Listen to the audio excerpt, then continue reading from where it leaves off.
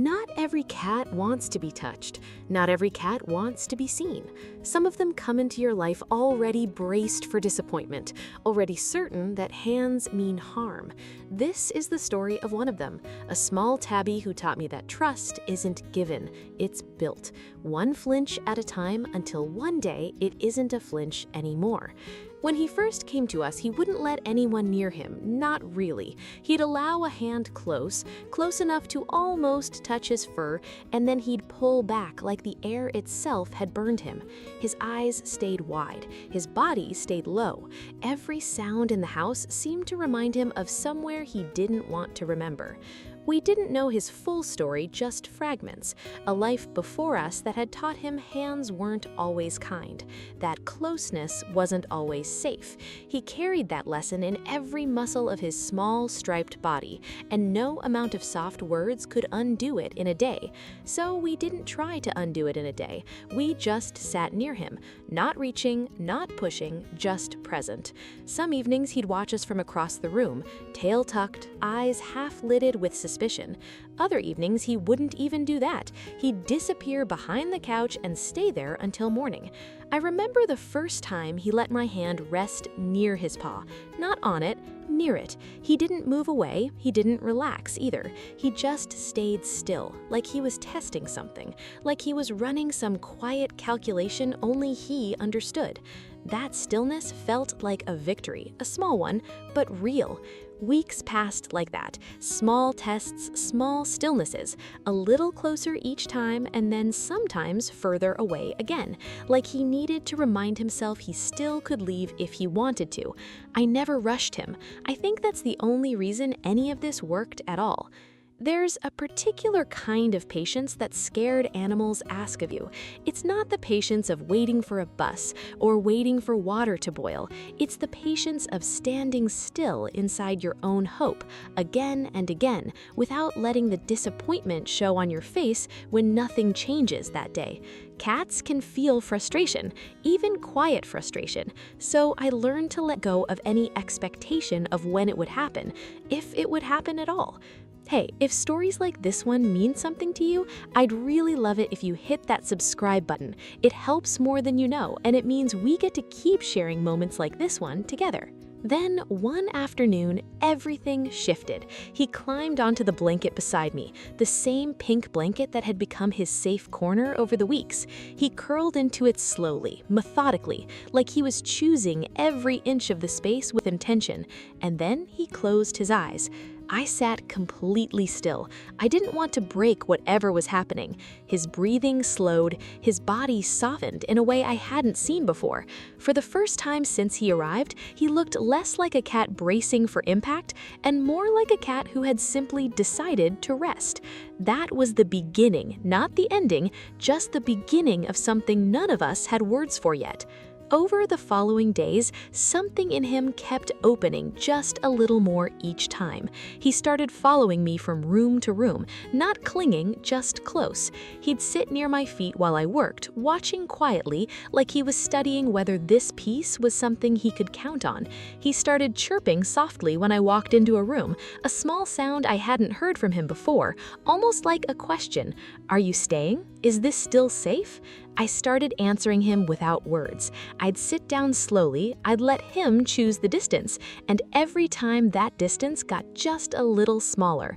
He began sleeping in places he never would have chosen before, the middle of the room instead of behind furniture, the sunny spot by the window instead of the shadows underneath the bed.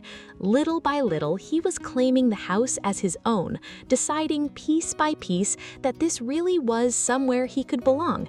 And then one morning, I found him on his back. If you know cats, you know what that means. A cat's belly is the most vulnerable part of its body. It's where all the soft, unprotected parts live. Cats don't expose it carelessly. They expose it when every instinct in their body has finally agreed that nothing bad is coming. He was laying there, paws curled slightly inward, belly completely open to the world, eyes closed, breathing slow and even. Sunlight from the window fell right across him. He wasn't guarding anything anymore. He wasn't watching the door. He wasn't listening for danger. He was just a cat, finally, fully being a cat. I didn't move for a long time. I just watched him breathe. I thought about the version of him that first came to us, the one who flinched at every sound, who slept pressed into corners, who never let his guard down even in sleep. And here he was now, spine relaxed, belly bare, trusting the room around him completely. It made me think about how trust actually works. We talk about it like it's a single decision, like one day you just decide to trust someone and that's that. But it's never really like that. Trust is built in fractions, in small moments where nothing bad happens, in quiet repetitions until the body finally believes what the mind has started to hope. He didn't trust us because we told him he could. He trusted us because day after day, nothing we did gave him a reason not to. Now he sleeps like that often, sprawled across the blanket, belly open, completely unbothered by the world around him. Sometimes he even reaches a paw out toward my hand while he sleeps, like he wants the contact even in his dreams. It's such a small thing. It's everything.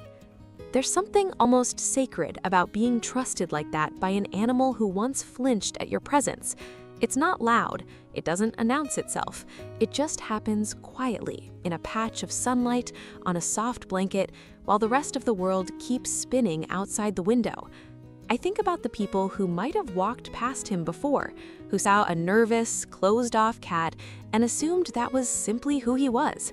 They never got to see this. They never got to see what patience could uncover underneath all that fear. Some stories are too easy to miss if you're not willing to wait for them. If you're thinking about bringing a scared or timid cat into your life, I want you to remember this. They don't arrive trusting you. They arrive testing you. Every quiet moment you give them, every space you don't force, every hand you hold still instead of reaching, that's the language they actually understand. Love for a cat like this isn't loud affection. It's patience dressed up as stillness. It's showing up the same calm way every single day, until one morning they finally believe it's safe to stop watching the door. He didn't fix himself the day he showed us his belly. He simply decided, in that one quiet moment, that this house, this blanket, this life was safe enough to fully let go in. And honestly, I don't think I'll ever see anything quite as beautiful as that.